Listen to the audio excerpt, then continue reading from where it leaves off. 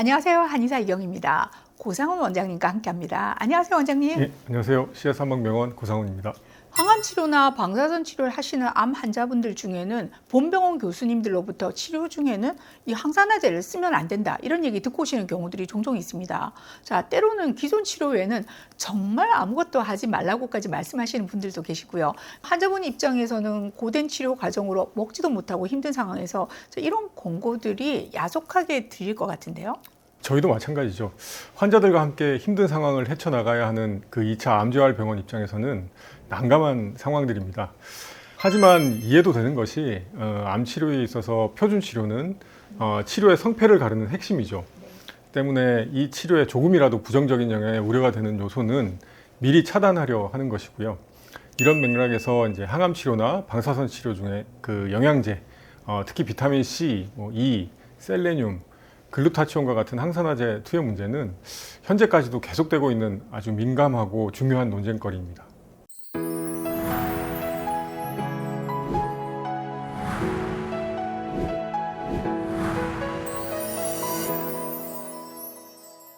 환자 입장에서 보자면 당연히 몸을 보호해 줄 수 있는 것들이 반대로 암의 치료 효과를 방해할 수도 있다는 거잖아요.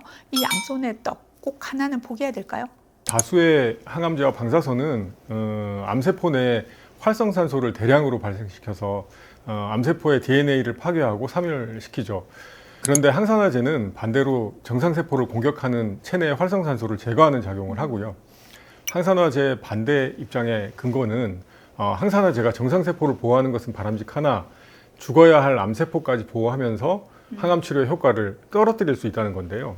실제로 항산화제가 항암 효과를 방해한다는 대규모 임상 연구 결과들도 있습니다. 하지만 그 반대의 의견들도 꽤 있던데요. 암 치료로 인한 오심이나 구토, 신경 독성, 피로감 등 부작용을 줄여줘서 환자가 치료를 끝까지 견딜 수 있도록 돕는다는 점, 또 항암제가 암세포 외에 정상세포를 공격하는 것을 막아서 면역력 유지에 기여한다는 점과 또 신체적 고통을 줄여서 전반적인 컨디션 회복에도 도움이 되고요. 환자 삶의 질을 향상시켜준다는 주장들도 꽤 있잖아요. 네, 맞습니다. 이렇게 명확히 결론이 나지 않고 주장이 엇갈리는 이유는 그 연구마다 암 종류, 항암제 종류, 그리고 항산화제의 종류, 용량, 복용 시기가 다 달라서 결과가 일관되지 않기 때문인데요. 항산화제의 긍정적인 측면을 강조하는 주장들이 여전히 존재하고 있지만 그럼에도 불구하고 현재 대다수의 전문의와 그 암학회 등의 공통된 권장 사항은 항암 치료 중에는 고용량 항산화 보충제 사용을 권장하지 않는다입니다. 농도가 상대적으로 높지 않고 다른 영양소와 조화를 이룰 수 있다는 점 때문에 되도록 음식을 통해서 섭취를 하되 영양제 형태의 고용량 항산화제는 주의 또는 이제 피하라고 권고하고 있는 실정입니다. 하지만 현실적으로 보자면 암 치료 중에 모든 환자분이 식사를 잘하고 적정 컨디션을 유지해서 치료 과정을 잘 견뎌내는 것은 아니지 않습니까? 많은 분들이 잘 먹지도 못하고 체중이 줄면서 기록 저하로 고생하시죠. 심지어는 너무 힘들어서 항암 치료를 포기하는 분들도 계시고요. 이런 상황에서 모든 암 환자들에게 암 치료 중에는 특별한 조치 없이 끝날 때까지 무조건 버티라. 이런 권고가 바람직할까요? 이런 딜레마의 중심에 있는 것이 항암 치료 환자분들을 치료 관리하는 저희 2차 병원 의료진들이죠. 네. 사실 항산화제 옹호론자인 의사라 할지라도 불안해하는 환자분들을 설득해서 그 논란이 되는 치료를 한다는 것이 부담스러운 일입니다. 그래서 이런 논란에 비교적 자유로운 그 영양제나 주사제가 한 가지 대안이 되지 않을까 하는데요.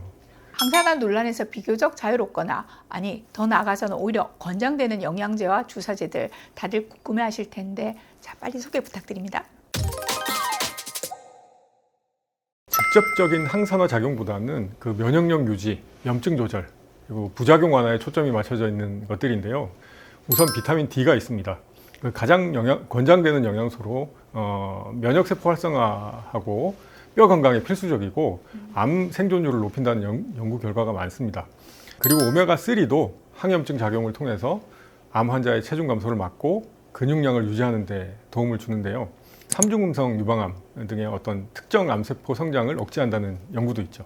항암 치료로 파괴된 장내 미생물 환경을 복구해서 면역력을 높이고 설사 등의 부작용을 완화하는 유산균도 빠뜨리면 안 될 것 같은데요. 그럼 종합 비타민은 어떤가요?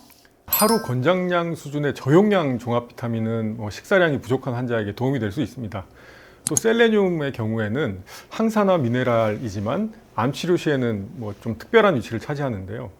방사선 치료로 인한 점막염, 부종, 설사 등의 그 부작용을 줄이는데 효과적이라는 그 임상 근거가 많은 데다가 독일 등의 그 유럽에서는 방사선 치료 중에 세포 보호를 위해서 오히려 적극적으로 병행하고 있기도 합니다.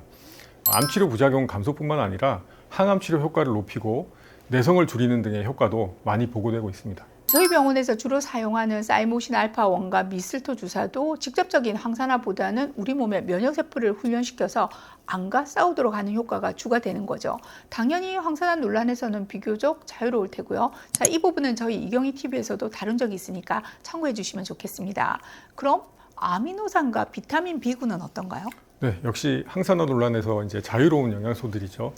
아미노산 수액은 단백질 합성을 도와서 그 항암 중에 근육 감소, 악액질이라고 하는데 이걸 막는 데 도움이 되고요. 비타민 B군, 그러니까 B1, B5, B6, B12 등의 비타민 B군은 에너지 대사에 관여하고 신경 손상을 예방합니다. 항산화 작용보다는 기력 회복과 신경 보호에 집중된 성분들이라고 할 수 있죠. 자, 이쯤에서 저는 고용량 비타민 C가 궁금한데요. 이거 대표적인 항산화제잖아요. 논란의 여지가 좀 있죠. 비타민 C는 그 원장님 말씀대로 강력한 항산화제지만 고용량 주사를 이제 투여를 하게 되면 몸속에서 과산화수소를 생성을 해서 암세포를 공격하는 그 산화 촉진제로 작용을 합니다.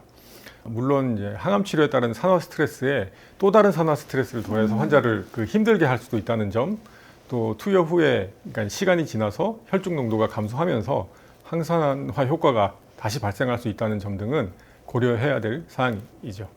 자, 마지막으로 이런 부담에도 불구하고 컨디션 저하가 심해 항산화 성분이 포함된 영양제, 주사제를 고려해야 한다면 그 사용 시점도 또 중요할 것 같아요. 네. 항암 치료 당일 및 전후 24시간에서 48시간은 항암제가 몸에서 활발히 작용을 하는 시기이기 때문에 이때는 항산화제를 이제 피하도록 권고를 하고 있습니다. 네. 보수적으로는 항암 치료 전후 일주일 정도의 간격을 권장하기도 합니다. 네, 오늘은 탈도 많고 말도 많은 항암 중 항산화 치료에 대해 알아봤는데요. 자, 도움이 되셨나요? 앞으로도 궁금한 사항을 댓글로 남겨주시면 성심껏 준비해 보도록 하겠습니다. 저희는 다음 이 시간에 돌아오겠습니다. 감사합니다.